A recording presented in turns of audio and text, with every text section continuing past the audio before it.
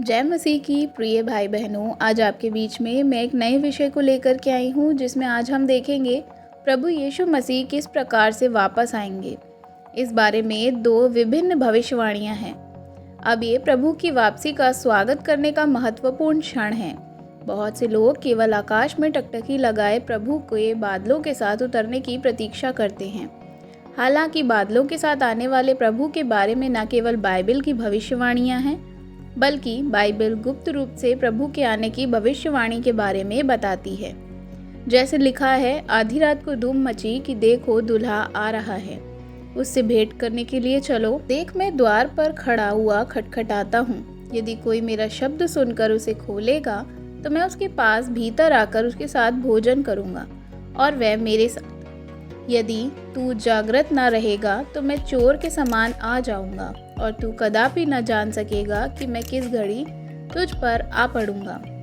जरा इस बारे में सोचिए, यदि परमेश्वर केवल अंतिम दिनों में बादलों के साथ आए तो कैसे होगा। भविष्यवाणी में इस प्रकार से कहा गया, मैं चोर के समान आ जाऊंगा, कैसे पूरी होगी। हर कोई उसे देखेगा, इसलिए चिल्लाना जरूरी होगा, दूल्हा आ रहा है, उससे भेंट करने के लिए चलो।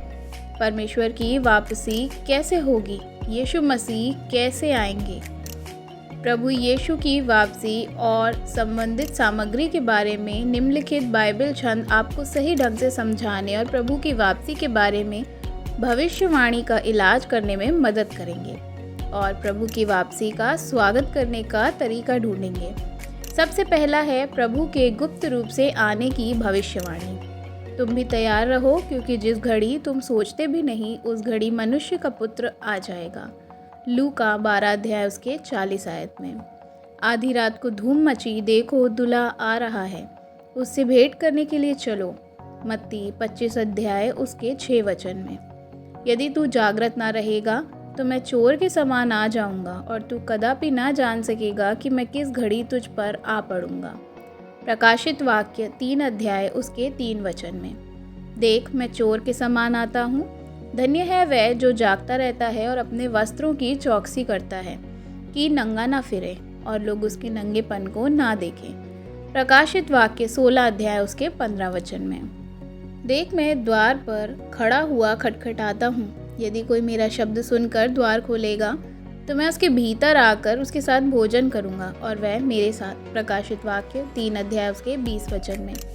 प्रभु के गुप्त रूप से आने की भविष्यवाणी, क्योंकि जैसे बिजली आकाश के एक छोर से कौंध करके आकाश के दूसरी छोर तक चमकती है, वैसे ही मनुष्य के पुत्र का दिन भी आएगा।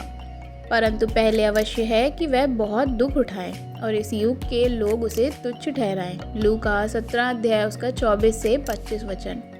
क्योंकि जैसे बिजली पूर्व से निकलकर पश्चिम तक चमकती है, वैसे ही मनुष्य के पुत्र का आना भी होगा। मत्ती 24 अध्याय उसका 27 वचन। प्रभु ने खुल्लम खुल्ला आने की भविष्यवाणी की है। देखो, वह बादलों के साथ आने वाला है और हर एक आंखें उसे देखेंगी, वरन उन्होंने उसे भेदा था वे भी उसे देखेंगे और पृथ्वी के सारे कुल उसके कारण छाती पीटेंगे।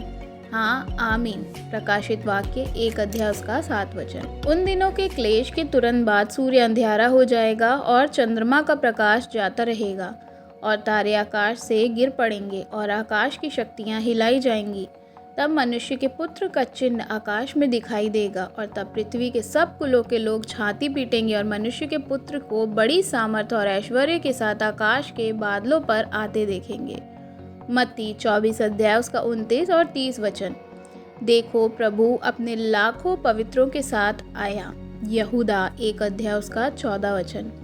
सूरज और चांद और तारों में चिन्ह दिखाई देगा और पृथ्वी पर देश देश के लोगों को संकट होगा, क्योंकि वह समुद्र के गरजने और लहरों के कोलाहल से घबरा जाएंगे।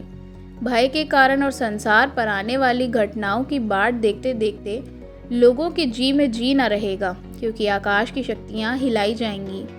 तब वह मनुष्य के पुत्र की सामर्थ और बड़ी महिमा के साथ बादल पर आते देखेंगे।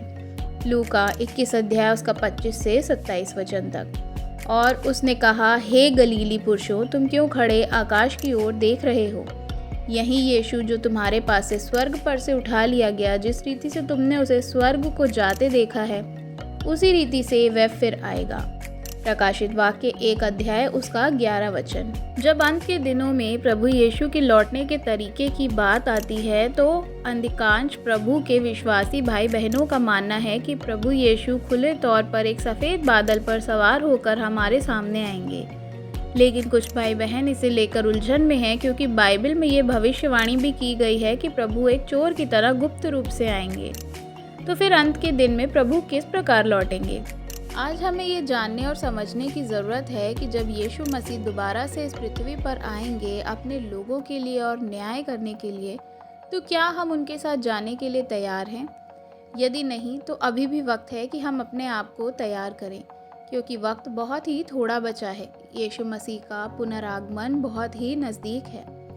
यीशु मसीह इस पृथ्वी पर दोबारा से आएंगे बादलों पे।